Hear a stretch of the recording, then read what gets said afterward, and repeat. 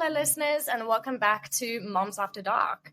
Again, very exciting. We are here for episode 2, and I'm joined by an exceptional guest by the name of Marizanne Naested, otherwise known as Maz, and she's going to be taking us through a couple of very interesting discussions today, discussions that I feel very often get shoved under a rug or people feel very uncomfortable talking about. So I'm going to hand over to you, Maz, and let you just introduce yourself to our listeners, tell them a little bit about yourself and your career, your story. Thank you so much, Tennille, for having me. Yep, Marizanne Naested in the house, but known much better by my friends as Maz. I am turning 40 this year. Don't know whether I should be saying that in public, but I am, because it's Moms After Dark. So I can let some secrets drop here, especially for you. Yes. Do you know what? I am a sexual health person that loves and is interested in sexual health and in trauma. I am a relationship and sexuality counselor, as well as a TRE practitioner. Now, that is basically a fancy way to say I do somatic work on people around trauma and releasing trauma. I have had a long career in corporate. I have also studied sexology. I do have an honors in communication. And so I've been bringing that all together, all my interests. I was a pole dance instructor for years, really bringing that sensuality forward in women, in enjoying people just enjoying their bodies and what it's capable of. Dance, music, big loves of mine. Coming from a strong background, I was actually at art school for music for quite a while. So anyways, it all came together into this purpose-driven career that I've now chosen as a sexuality and relationship counselor. What more can I say? When it comes to being a mom, I'm a mom of 2 beautiful boys that have quite the age gap. So my first one is 6 years old, lovely, bubbly, full of stories, careful yet boyish. He's a real cutie. And then I have a 7-month-old who is currently still sleeping quite quietly and hopefully doesn't make a racket when he wakes up. But in between the two, I experienced some of the effects of secondary infertility, and I think that's a very complex thing. Secondary infertility, it means a lot of different things, and it comes from a lot of different places. I experienced pregnancy loss, and when I did eventually bring this beautiful boy through, he was born at 33 weeks and 4 days. So I did also experience the NICU journey. Yep. So there's a lot that's gone down in the last few years, and that's me. That's amazing. And I mean, I just, I think it's so important to reiterate that, this is such a safe, space for moms. And I admire you for being able to share your story so confidently. And I know, I don't think our listeners know, but I know you personally, and I see the juggle that you do between your career and your kids, and you're a phenomenal mom. And I think we've shared a lot of similar journeys with our kids, especially your second born and my firstborn, between inguinal hernias and NICU journeys and things like that. But that's a podcast for another day, because we could talk about that for hours and hours and hours. But I think to start us off, I'm gonna say the word that everyone is so petrified of saying. It's sex. Sex. It shouldn't be a word that doesn't roll off your tongue. It's completely natural. It's a human thing, guys. It's a human thing. But I think what I'm looking at you for today is just to resonate with the listeners, help us understand, sex doesn't look the same, feel the same, or get approached the same after having a baby. Whether you've had 1, 2, 3, doesn't matter how many. I think the biggest thing that, we face as moms is sexual intercourse post having a baby and what that looks like. We don't appreciate our bodies the way we should.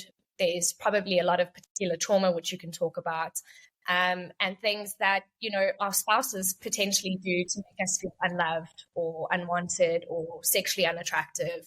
And I think maybe this is a good time for you just to help us understand sex after having a baby. Yeah. And doesn't it look different for everyone? I think the first thing for us to remember is that normal is not, there's no such thing. It's what you want. It's what you work towards, and what is a reality in your relationship. There is no normal. You are your normal, right? Love that. There is more common and less common. There's more typical and atypical, maybe, but there isn't necessarily a normal. Okay. And so the first thing I will say around sex after babies is that your sex life is going to be affected by a number of things, right? You're going to be impacted by there being less connection because most of your conversations are focused around the baby. You're going to have a decline in intimacy because of all these new responsibilities and exhaustion playing in on your ability to just build a romantic connection. You're going to have a feeling or a sense of unequal load or a redistribution of load of parenting and household tasks. And that's going to add to frustration and conflict, right? So all of those first three already, you can see, sex life directly affected. Then add on top of that, financial pressure that causes stress. Add on top of that, mental health struggles, because postpartum actually affects both parents in the relationship. Parenting differences, child rearing approaches that are different, causing tension. You're going to have at times emotional overload because you're not only dealing with your own mental health demands, but that of a little child who you're now having to try and regulate. And at times you're even going to have relationship burnout because there's this continuous stress. You're going to go more towards roommates in any case. And we haven't even gone onto the typical traditional pressures of what is considered traditional in the house and family and culture which I come from. The grandparents expecting certain things, the church and the culture expecting certain things of you that you've also got to live up to. And so that is a big concoction to fundamentally change the relationship and therefore our sex lives for a very long time until all of that has dissipated. And then it will have found, it needs to have found its new home, which brings us to planned sex, right? Oh, Mufasa, planned sex. Right. Planned sex. Planned sex is hot sex because it means it's actually going to happen, right? And we need to rework it in our minds that planned sex is a good thing, because planned sex at least means sex is on the table. Which it probably wasn't unless it was planned. Exactly. Absolutely. And I think this is the crazy thing, is that no one thinks about planned sex because, again, it's such a taboo, because sex in your mind should happen sporadically. But that was before you had a baby. That was before you had the responsibilities you do now. Because guess what? You can't have sporadic sex at 7 o'clock because your kid needs to be bathed and put to sleep. So it's like you have to find a new routine. You have to find a new schedule. And again, we're normalizing this conversation because nothing about this conversation is not natural or not normal. And again, going back to what's normal and what's not normal, you can't put a tag on somebody saying, well, they've got a normal sex life. You don't know what happens behind closed doors. You have to look at your situation and how you are being affected by the changes that are happening in your life. So, I mean, when you say planned sex, I'm already on my Google Calendar looking at free days. Like what time I don't have swimming, what time I don't have burnout from a day of, full work, or a toddler that's sick, or things that are going on. And these are all real life situations that happen, but this does not make you a bad person. This does not make you broken. This does not make you not normal. Yeah. So, and we've got to be realistic that there's going to be a lot of weeks in which planned sex is not even an option in your life. There might be months in which planned sex is not an option, in which you can only go. The closest we can get to intimacy is going and Googling 3 unusual questions to ask each other, hold each other's hand, or give each other a massage, or put your feet against each other while you're lying down and sleeping. Like, that might be the closest to physical intimacy you come at times in the crap storm that is the postnatal first year. Yeah. And look, I mean, I think that's something that I've gotten a lot of feedback on, and maybe you can elaborate on, is that, intimacy doesn't always mean sex. Intimacy, for me, if I don't get a kiss goodbye in the morning, I feel lost for the day. Or, just giving me a hug or a cuddle, or, giving me some sort of affection is intimacy in its own way, correct? Yeah, there are a number of different forms of intimacy. You've got spiritual intimacy that can also carry people quite far. You've got emotional intimacy. You have got physical intimacy. There's a number of different forms of intimacy that comes into play in a couple's health, wellness, and happiness. And builds the profile of their overall intimacy as a couple. See, I love that. I think, again, one of the biggest topics that, always comes with this is that as moms, we live in a bubble, and I'm not ashamed to say that, because it's a beautiful bubble and I wouldn't ever take that away from anybody. But, we often have more of a cause and effect sort of approach to our partners from this intimacy conversation, because we're going through postpartum. We're dealing with hormones. We're dealing with changes in our lives. Like you've said, your life's topsy-turvy. Everything's changed. But I think maybe one of the bigger discussions here, again, that is not spoken about enough and should be spoken about, is men postpartum. What are they going through? What are they experiencing? Because it's very easy to push blame and say, well, you're not doing this. You're not helping me. You don't want to have any affection with me. And it makes us create almost a hostile environment within the home and our marriage, our relationship, where, we shut down. Some moms shut down. Some moms rage. Some moms, or women rather, go into a complete state of, I'm lost. My husband doesn't love me anymore. My boyfriend doesn't love me anymore. He won't touch me. He doesn't love me. But very little of the time do we take 10 steps back and maybe put ourselves in their shoes and what they're going through. Yeah, big topic for me. And I really learned about this because I am a big believer in midwife-led care, right? I think there's something beautiful that you learn in the deep and long discussions that you have with your midwife as you go towards preparing the home and the relationship for a new child to come in. Even if you're going to use a gynecologist at the end of the day, you want an elected cesarean for whatever reason, or you're expecting an emergency cesarean because there's a high-risk pregnancy ongoing. Even then, I believe there is so much value in the couple seeing a midwife during the build-up and preparation, because there are things that you learn about each other and about preparing the home for the child that is just so powerful. One of the things I learned is that although postpartum depression is traditionally associated with mothers, there's a lot of research coming through that postpartum depression in men is actually equal to or higher in women. My midwife used to tell me it's 1 in 4 for women, but 1 in 3 for men, your chance of getting postpartum depression. And the difference of why we say we don't know if it's equal or more is because they cannot be measured the same.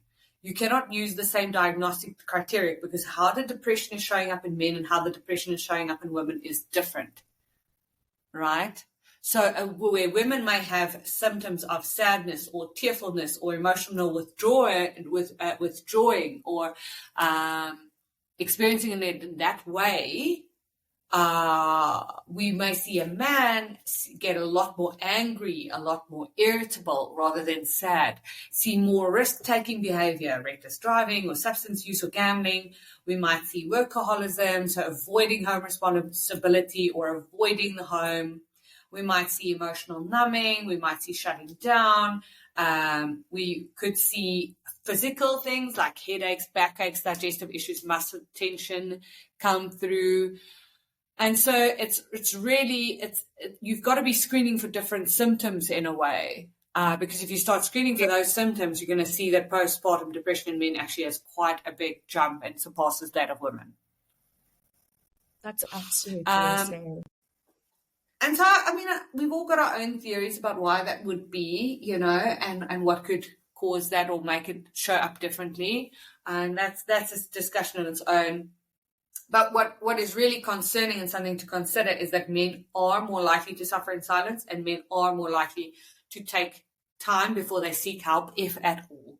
So you might have to get to a point where your relationship is in such disrepair before you as a couple go to a therapist and then realize there's an element of postpartum depression that might be playing a role in the overall happiness of the couple.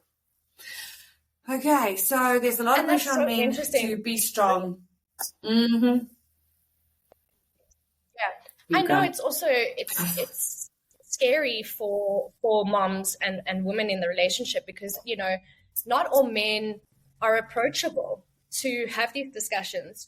I mean, I know very well some very personal cases where a mom has tried to discuss this with her partner and he just shuts down. He is not open to having the conversation. He thinks it's absolute horsewattle because he's old school and he doesn't believe men suffer from anything. It's almost like it's not an equal status quo anymore. It's okay to admit certain things. So I think maybe just touch on that for us of, how, if you're struggling to have these discussions with your husband or your boyfriend or your partner, maybe one or two tips for women out there that, would ease them into a conversation like this if they think that their spouse needs help. Ooh, that is a difficult one, but I think towards the end of the conversation, we're going to get closer to what are some of the warning signs in terms of how we communicate with each other that makes it harder and less effective for us to communicate gently. Okay. But if someone is having their back up so much that you can't even go have the conversation in some of the ways we're going to talk about now, that's already an indicator that there's something going on for them, right? That they're triggered. Yeah. Because we know, like you said, I mean, there's a social stigma around men having to be strong. Men have to just support the mother. They can't express their vulnerability. The problem is she's had the baby, not you. There's a lot of social and family traditional things going on there. So there may be lack of awareness. Men might not, if they had a midwife or someone on the way tell them, hey, you could also get postpartum depression, they may not know that they can. And so they just think they're feeling a bit stressed. They probably feel, they're like, I'm just feeling full of crap. No, you're not. Yeah. You have real emotions. You've also had a hormonal shift happen. There isn't as much screening and there isn't as much people looking at how you're coping. So let's talk about that just for a second before we go into how we cope with it, is that mothers experience a drop in estrogen and progesterone after they've had a baby, right? But fathers also go through a shift in which their testosterone does do quite a drop, and low testosterone can be linked to increased depression, anxiety, and emotional instability. Luckily, we do have an oxytocin and prolactin increase to a degree, so it makes you feel better, right? You've got all that oxytocin from all the smooching with your cute new baby, which is nice for bonding, heightens your emotional sensitivity, but might also make you more stressed. Remember that feeling, and I don't know if you and your husband spoke about it, but when you drove out of the hospital and you had to drive for the first time with a baby in the back, his cortisol was spiking.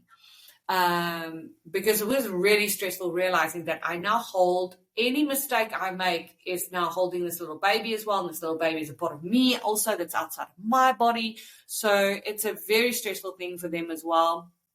And where we have, as women, great follow-up postpartum care, checks, maternity leaves, social groups, moms group, baby and moms kind of collective, stimulation things and massage courses and things.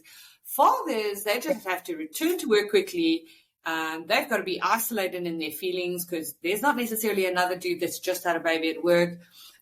You've got to have their social outlets of their emotions become something to look out for. It could be good, could be bad. So they just have to help provide and be there.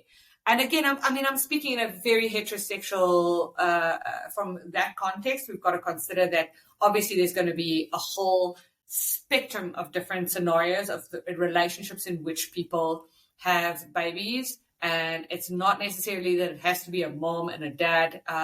But we are saying, listen, could be both partners having postnatal. It's not necessarily just the one that had the baby.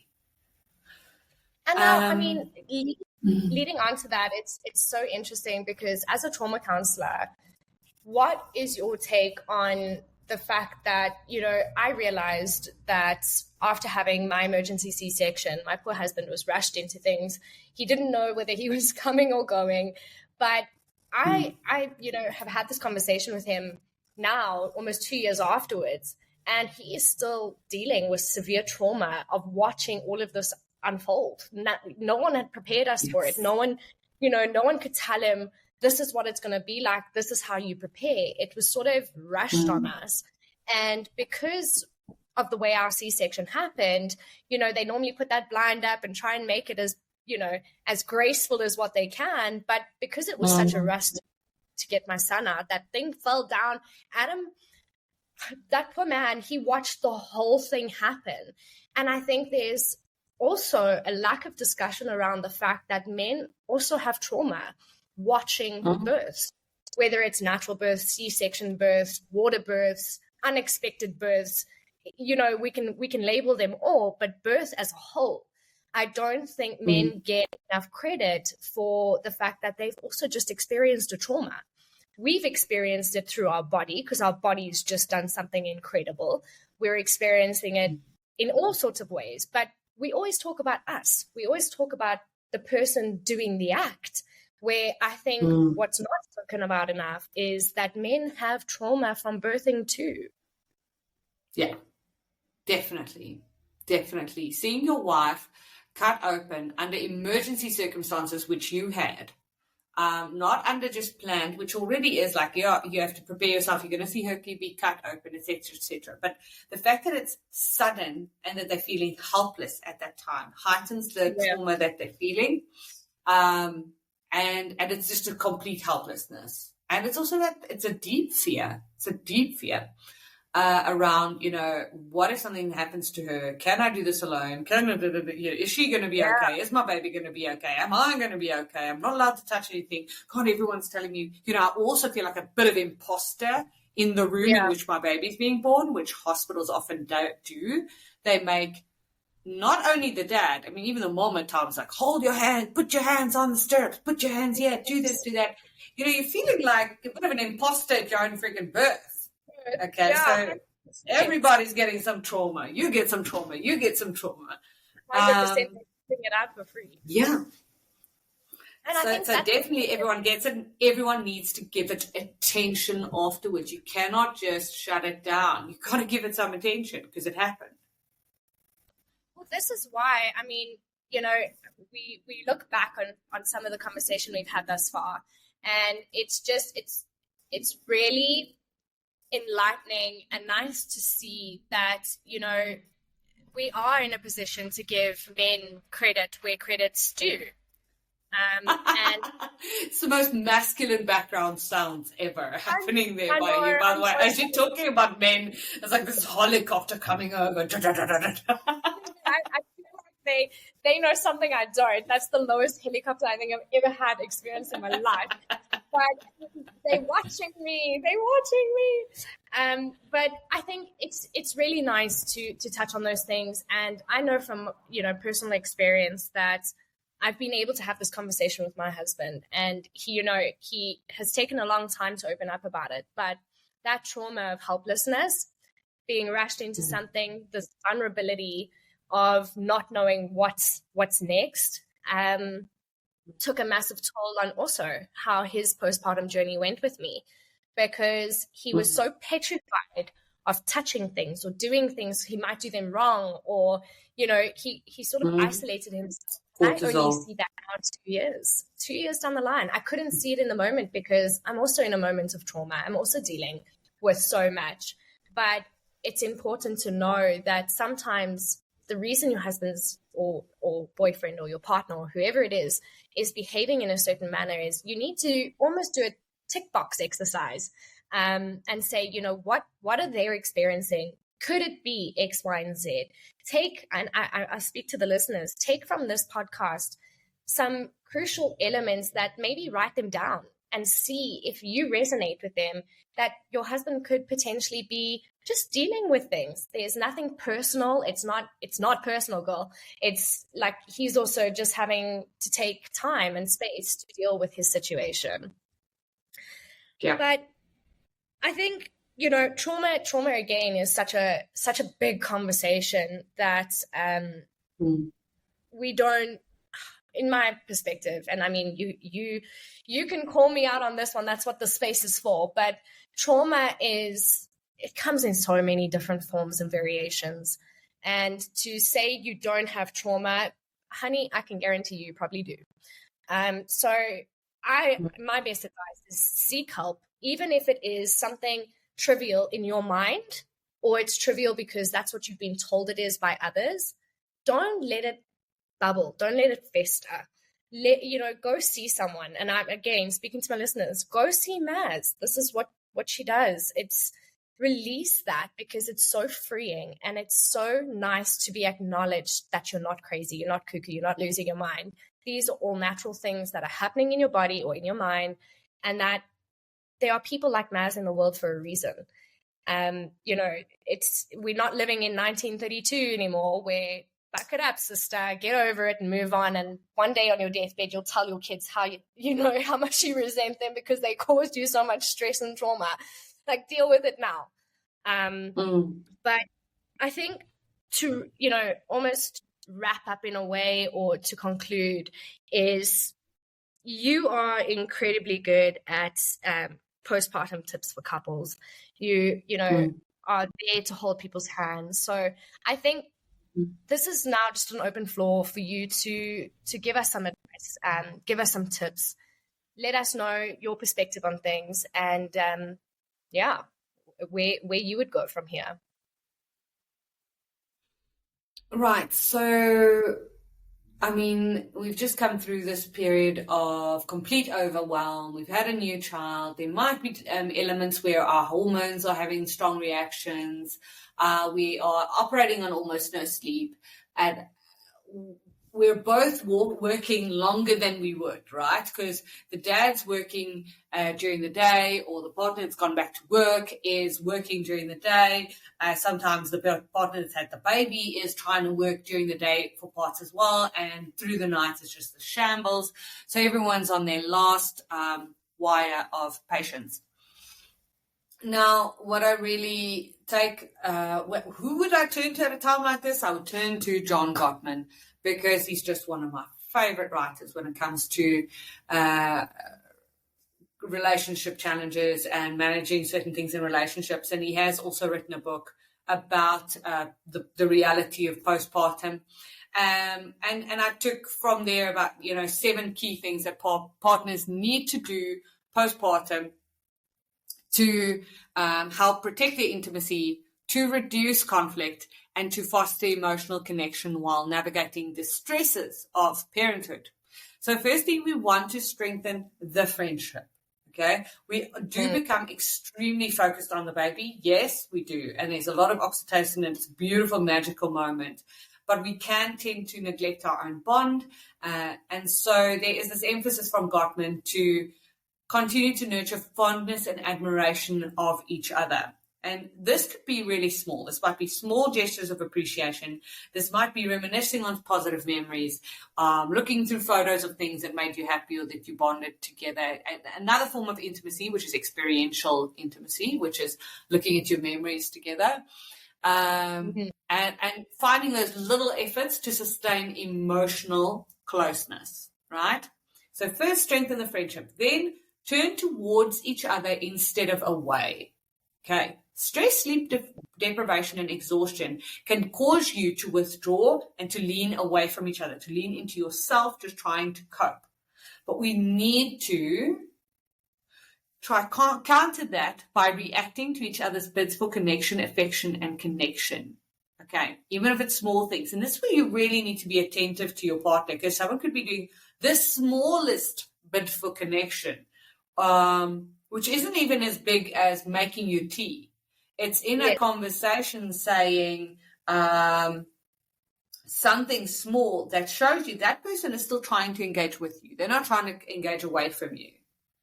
And sometimes it's just someone saying pardon and saying, I'm still trying to hear you. That's me trying to connect with you. So you immediately reacting to someone who goes pardon, saying, oh my word, do I have to repeat myself the 99th time today? Is nobody listening to me? But his bid was just pardon, and pardon meant, sorry, I didn't hear you. I want to hear you. You know, that's a small bid for connection. You got to recognize it, and then look at how do we reinforce? Have small hugs, smile, kind words. Small things. Third, I would also say accepting influence from each other. Okay, so it's hard. Got to work on our friendship. Got to turn towards each other. We've got to acknowledge each other's bid for connection. And then we've got to allow influence. Oh, this is a tough one. We could go down a big rabbit hole here. Because there's teamwork required. There's control issues coming through. Both of us want to have input on this. And I really love, Zach Ruder wrote this amazing book on, I think it was femininity. And really his real claim to fame for me feels like when they had a child and their relationship and how the dynamic shifted in between the masculine and the feminine for him. And how he had to start coping with his wife constantly giving instructions and him not quite knowing what to do. And how he had to turn that around and speak. How do we speak to each other so that I as the man am still the problem solver and you as the female can still sit in your feminine and just have the problem to a degree. Yeah. And try, rebalance the masculine feminine, which is a big part of his writings, if anyone's interested to check that out. Very interesting, very alternative. Might make you uncomfortable at times, but it's kind of cool to try out. So yeah, accepting influence is a big one. It's tough. I can go on if you to my point 4 to 7. I'm just checking whether there's anything that's come up for you that you want to chat about between friendship and turning and everything. Yeah. I definitely resonates with me because, we all start off, and I think I speak for very many people. If I don't, just let it be. But we all start off with our partners as best friends, right? We all start as best friends. That's why we go on life's journey together, because this is your emergency contact. This is the person that you want to experience the world with, that you want all of your highs, your low moments to be with. And that's a best friend. You start as a best friend before you become a girlfriend, before you become a fiance, before you become a wife, before you become a mom. And I think you're lucky. Yeah, you're lucky if you do. I don't think everyone does, but you are lucky if you do, because then you've got a very strong emotional foundation. I hope you do. Like, I wish that for everybody is that you find your best friend in your life partner. That's my wish for everybody. I was very blessed and lucky to have found that. We always have a running joke that my husband's the male version of me and I'm the female version of him. and very, very blessed in that. But that comes with its own challenges. Like, make no mistake, there's nothing perfect about that there's absolutely nothing perfect about that. If anything, it's more challenging because you are so alike. But finding that best friend again, where, like you say, even if it's small moments where you're sitting down for a cup of coffee and your baby's asleep and you just like, you look at each other and you go, holy shit, this is fucking hard. Like, I hate my life right now. Even if you just have that moment together, that reconnect for me was so important.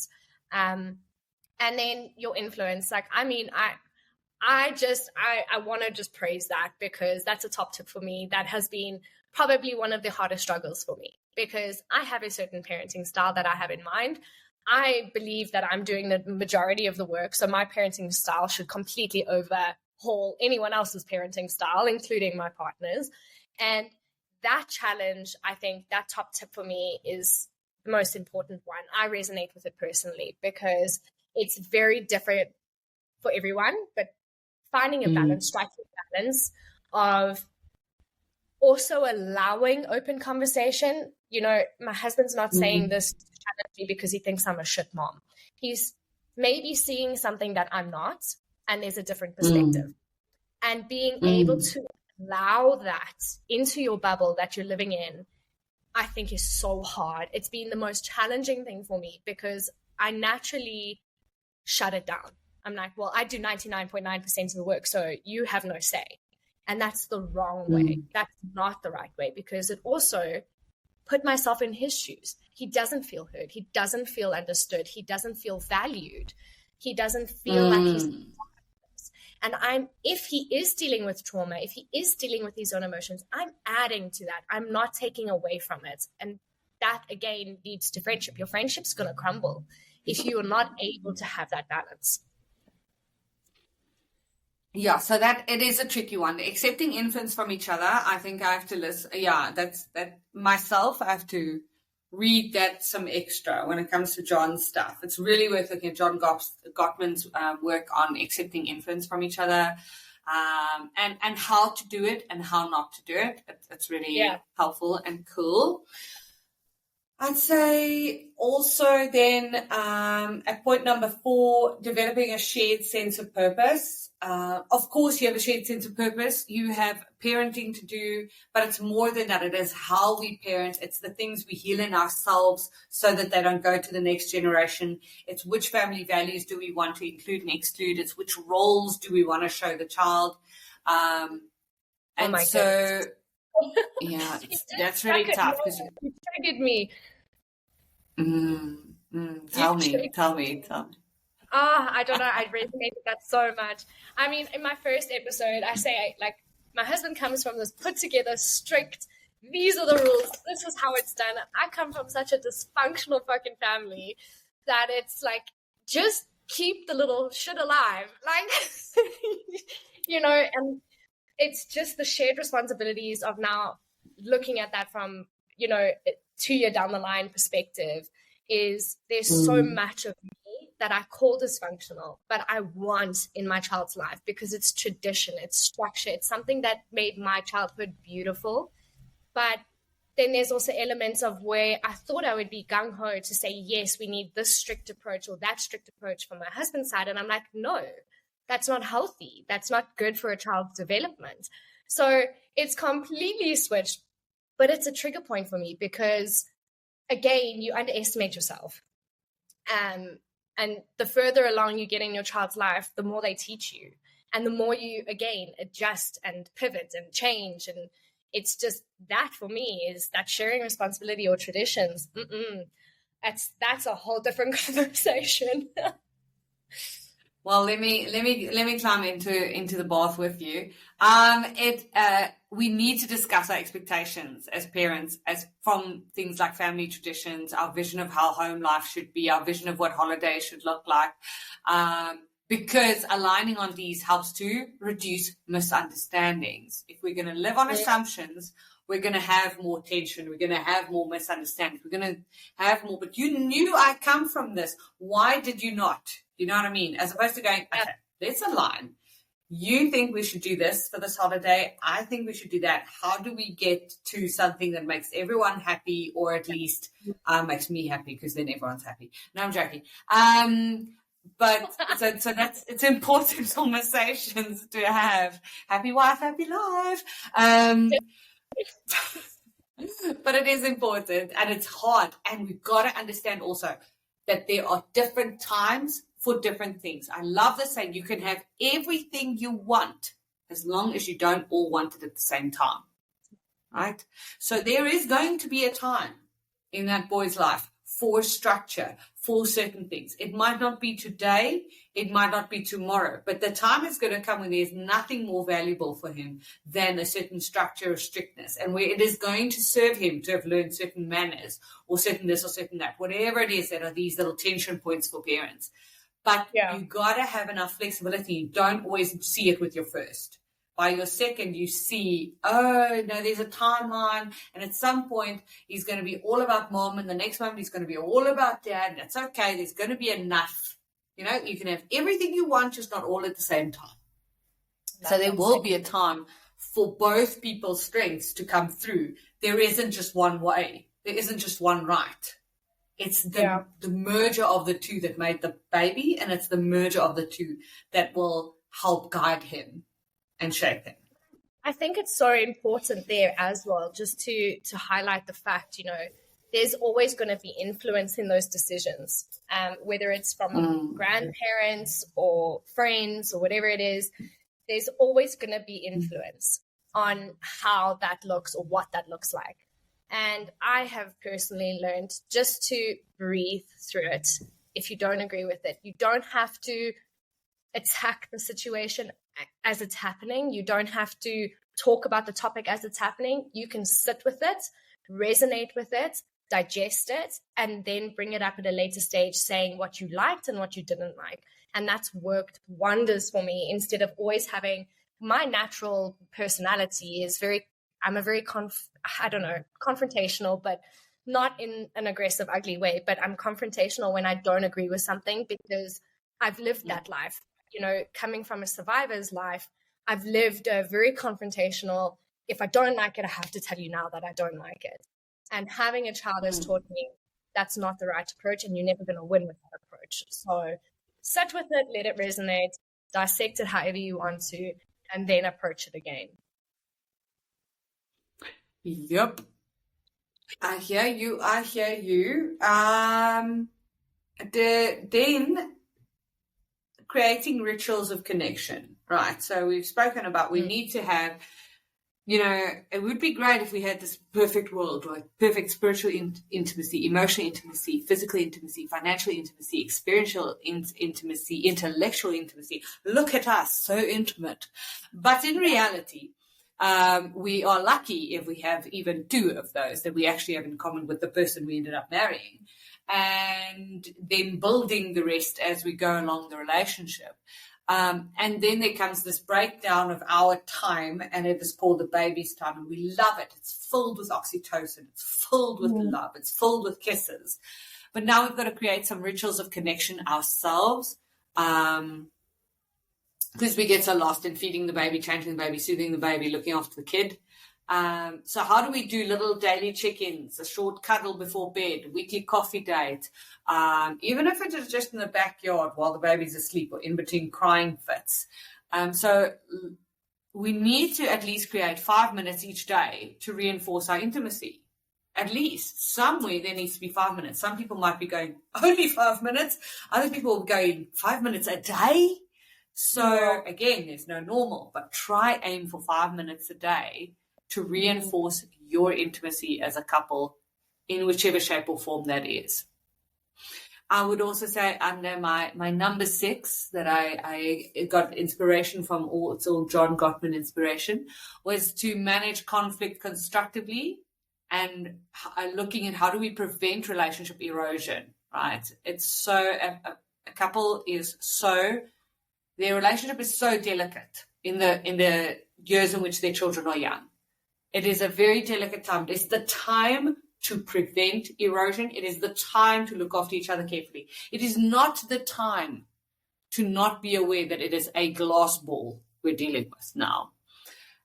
So we need to have maybe little State of the Union check-ins going, what are we like? What are we doing? Because we are going to have disagreements more. And we're going to have the 4 horsemen that the Gottmans always warn about are going to come in more. And that is criticism, defensiveness, contempt, and stonewalling. Right. So we got to look at, I'm going to criticize more. I'm going to be more defensive because I'm triggered. I'm going to maybe react from contempt. He never does anything. He never lies. She is always, those big, destructive ones. And then, of course, once we get completely flooded, we go into stonewalling. So there is a lot of things to research then and look at what if we as a couple are very prone to defensiveness or very prone to criticizing or very prone to contemptuous language, which I know all about, and are therefore pushing each other into places of stonewalling, of completely ignoring each other, of going silent treatment for days on end, which is extremely toxic. You need to address that because those 4 are the indicators of how closely you're headed towards divorce. That's it. You want to know how close someone is to divorce? You listen to how much they're criticizing each other, how defensive they're being, how much contempt they're communicating with, and how much stonewalling there is in the relationship. And that's a reality that comes in the light in the first 2 years of a child's life. Your relationship can go into very dangerous places. So you need to have gentle startups with conversations. You need to have I statements. I am feeling that. I'm experiencing this. Not I'm blaming you for my feelings. I am hearing you say this. I am hearing it like this, and be able to go, this is how I'm experiencing this. I'm not saying this is how you are. I'm saying this is how I am experiencing it. I am trying to make a bid for us to connect right now. So under managing things constructively, I also made a note for myself, now on a piece of paper, to say, remember team mentality versus who does what. So what is it about? Are we contributing towards the team? Not just you did this and I did that, but going, this is a team game. Are we both still playing a team sport? And then to seek support early if the resentment keeps growing. Go get some support. There's a lot of specialists out there. We're not talking about couples therapy. We're not talking divorce therapy. Don't label it. We need a coach as well, right?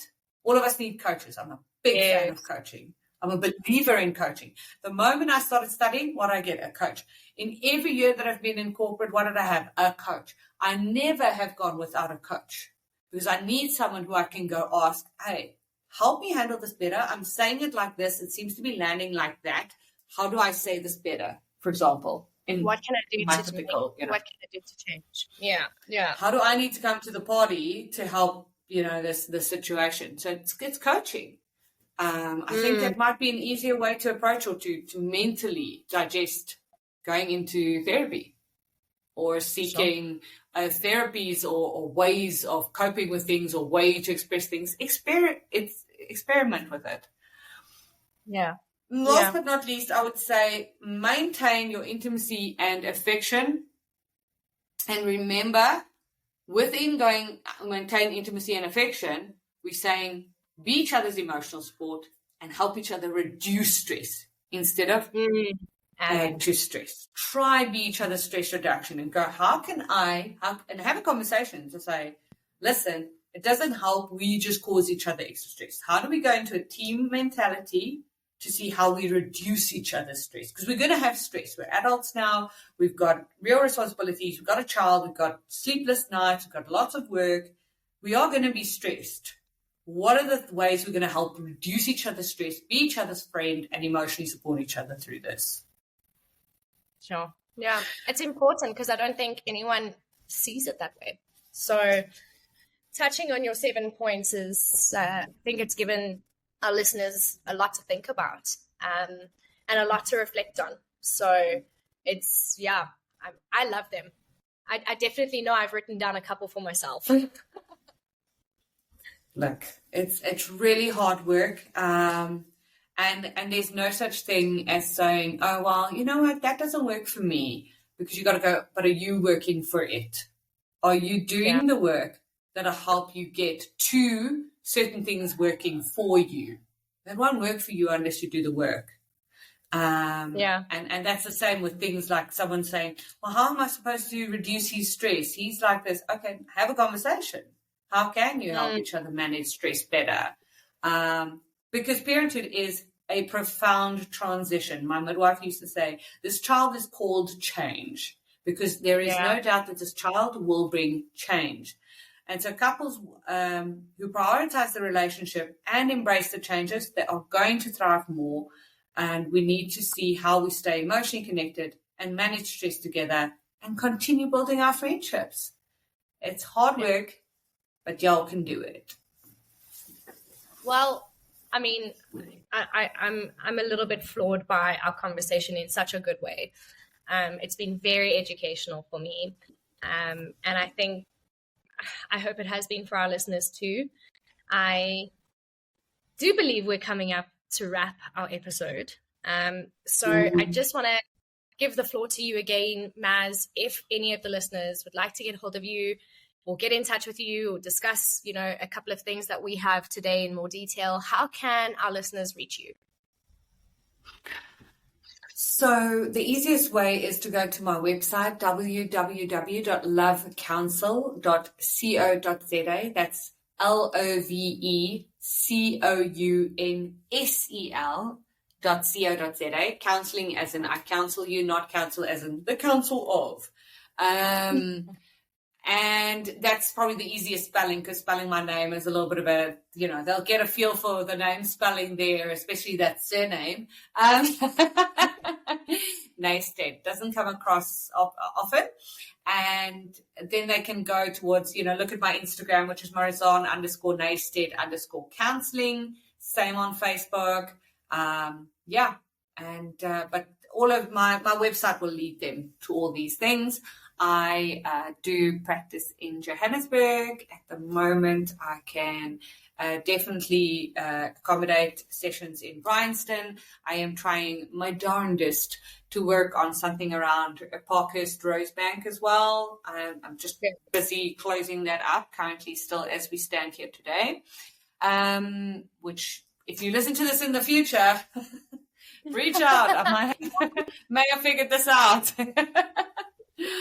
But we are not alone. We all go through very similar things, and we all handle it differently. Trauma of one person is a walk in the park for another, because how helpless did you feel? How supported did you feel? And did you see it coming?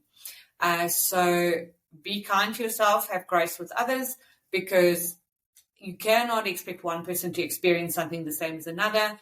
The frame of reference is just too different. Yeah. And I think this is why we started. Well, why I started Mums After Dark is to highlight we're all different. Some people's stories may seem trivial, and some people's stories may seem like building the Great Wall of China. Everyone's different. There is no such thing as normal, because it looks so different to everybody else. So again, Maz, thank you so much for taking the time to join me today to discuss some hard topics and to shed some light on topics that I don't think have enough light on them. So thank you for taking the time. And listeners, again, thank you for joining me. If this resonated with you, I'm so glad it did. This is a safe place for you to come and to know you're not alone. You've got support. You found your tribe. And we will have another episode coming soon. So stay tuned. Take care, mamas.